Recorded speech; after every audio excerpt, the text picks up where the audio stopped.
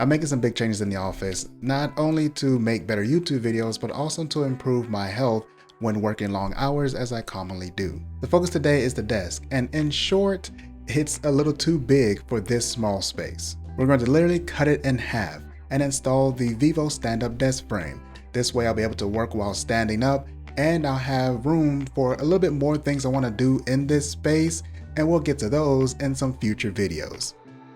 Let's get into it.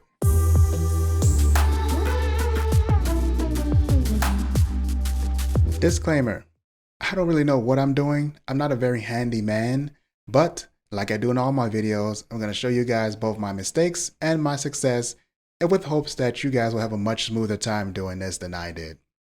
Well, let's get started. First thing I did is obviously some research, and I found that for cutting the wood desk, which is the IKEA wood desk that I'm going to be working on, a circular saw would be best. Now, the original plan actually only required one cut.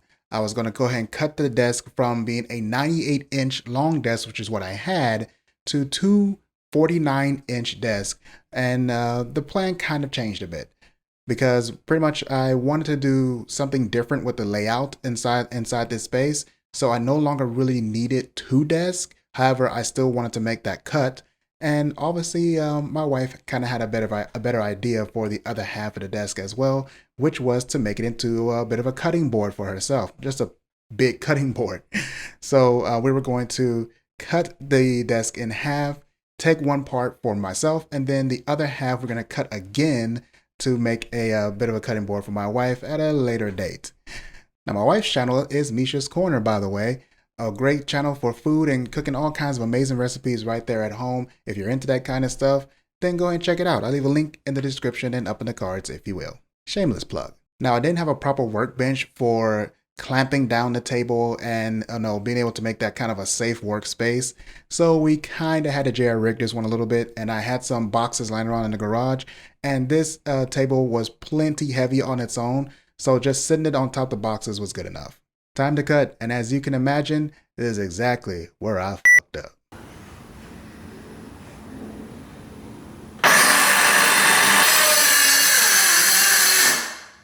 Okay, I'm somewhat getting the hang of it.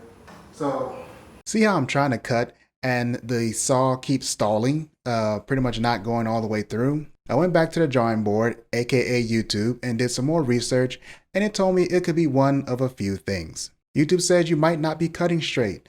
Now, even though this might be true, I was simply following a line I made by my marker. I measured it out. I made a line with my little Sharpie marker. Turned out this wasn't the case. YouTube says your blade might not be the best for the job. This was also a pretty good point. I was using the blade that came with the circular saw, which was actually a general blade, actually set on the blade general, known for just doing for any sort of general woodwork, but nothing really serious. So I did a little bit more research, and I went to the store and grabbed a Diablo blade that was meant for fast framing, fast cutting jobs.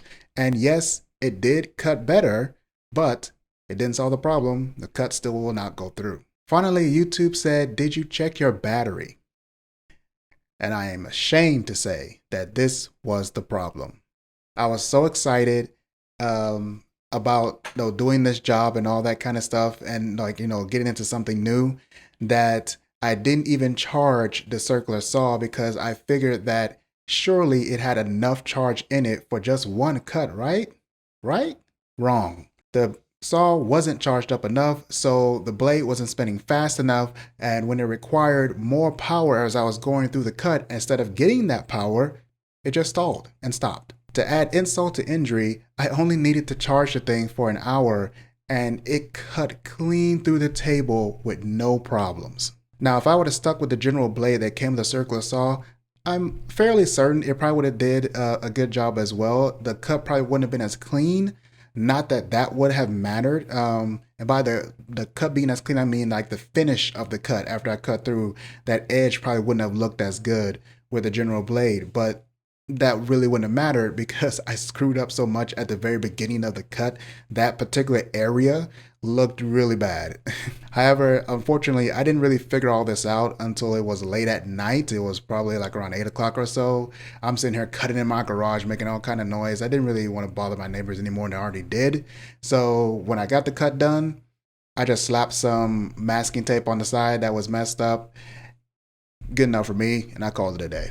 Now, if you get in this situation and you make a bad cut, or you just have your cut just kind of doesn't look as good as you can, cut again, measure again, make the table or desk a little bit shorter, and you'll have a cleaner cut. Nothing wrong with that. Now, after all that little drama, it was finally time to set up the frame. And this part was actually pretty straightforward.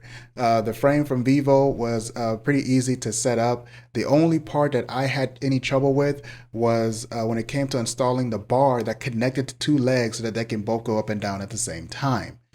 This bar was an annoying pain in the ass because my original plan was to keep the frame actually kind of fully closed instead of expanded so that I can maximize the space around the frame in order to be able to clamp different things, maybe lights, mounts, things of that matter, and it would be a little bit easier. However, the bar that connects the two legs requires that the frame be expanded a bit in order for you to properly install that bar. So I already bolted the frame to the desk without knowing this step was coming up. And so when I finally got to it, I pretty much had to unbolt the frame, expand it a little bit, then put the bar back in order to make everything right. So that was a little bit of a frustrating process, but it still turned out okay. Despite all the mistakes, I did learn a lot and I did achieve the goal. My 98-inch desk is now a 49-inch sit-stand desk, and it works really well. If you look down on the side over here where I have the controls, you can easily store your different heights that you want, up to 4 of them. And the desk responds pretty quickly, makes a little bit of noise.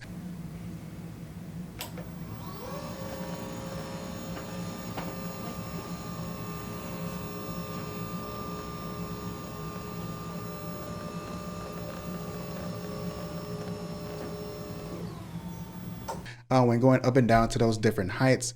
At the tallest of heights, when you get up there, yes, the desk does wobble a little bit depending on what you have on the desk, but that doesn't really bother me. I'm not going to be like leaning on the desk or anything like that all too much, and the wobble is just not really a problem for me at all. If it's a problem for you, it's just something that's worth noting. Maybe you need a bigger, more expensive frame, or maybe just you need to buy a whole sit-stand desk solution that's already put together or comes ready to go to give you a more sturdier at that higher level. But for me, works just fine. Now, if you're needing some quicker solutions than all of this stuff I went through, buying a saw, already had a tabletop lying around and I was able to cut it, there's a few different alternatives you can actually use to either make this kind of project cheaper, or if you didn't want to actually do any sort of cutting or anything like that at all, just make it a little bit easier. So the easiest solution obviously is that VIVO has this same kind of frame for other desks that's already put together, and it will send you that whole piece where you just bolt it together and you're done.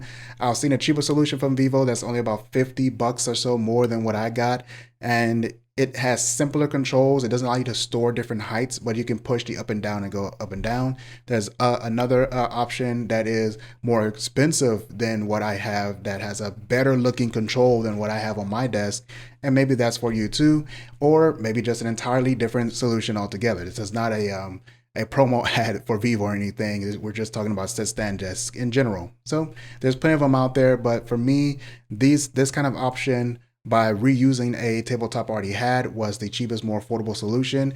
If I didn't have this tabletop, if I didn't have this IKEA tabletop already purchased years ago, then I would have actually purchased a tabletop from IKEA again and used the same frame. You don't have to use a wood desk frame. You could have actually bought a laminated tabletop from IKEA for way cheaper than what the wood desk frames come to, and bolt a sit-stand frame to that, and that would have been an even cheaper solution. Probably would have been not as long lasting as like a wood frame would be, but it would have worked all the same. It would have looked pretty damn clean as well too. It's worth noting, something you might want to try.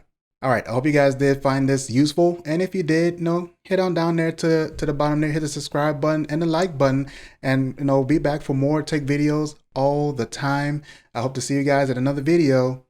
You have a good one. Bye.